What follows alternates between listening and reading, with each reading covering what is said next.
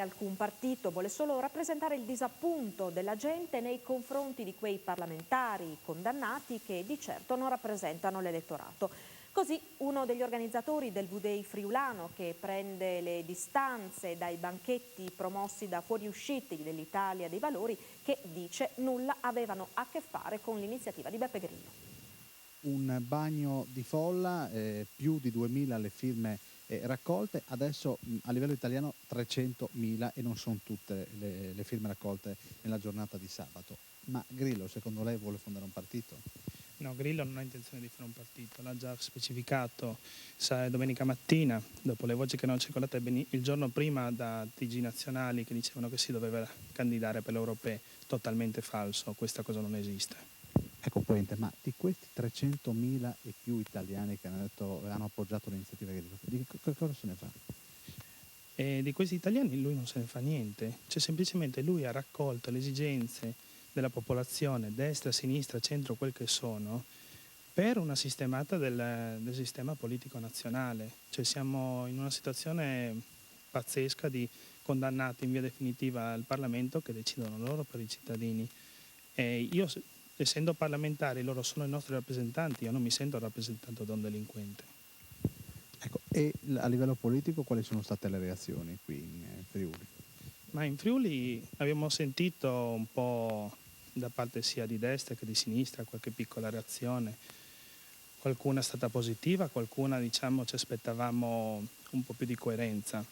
Cioè, mi ricordo che la mattina c'erano, adesso non mi ricordo chi era l'esponente comunque del centrodestra che si era presentato al banchetto, però sì, era contento che si faceva un'iniziativa del genere, però comunque non aveva firmato. Mentre altri politici ho visto solamente attraverso i giornali. Sì, non li ho visti personalmente firmare uno dei moduli. State più a destra o più a sinistra?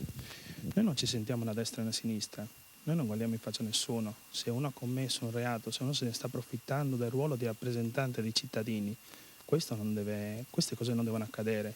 La democrazia ne perde se una persona va in un posto elettivo per interessi personali. Puente, c'è stata nella giornata anche qualcuno che ha approfittato del V-Day per raccogliere firme.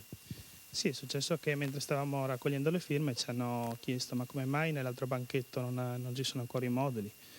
Io sono andato a vedere, abbiamo visto che c'era un altro banchetto in piazza San Giacomo, stavano raccogliendo firme di tutt'altro genere, però avevano appeso i volantini dell'onorevole Wanted e di Beppe Grillo.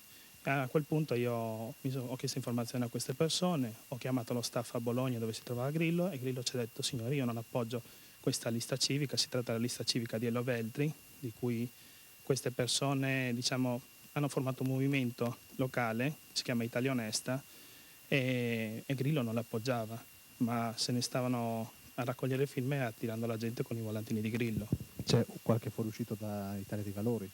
Da quel che ho visto c'erano sì un po' di persone che erano uscite dall'Italia dei Valori e la cosa mi sorprende perché dico, se avete comunque quei valori di onestà, di rispetto, di trasparenza, io dico, insomma, non si dovevano approfittare del V-Day per fare una raccolta firme e farsi pubblicità da loro.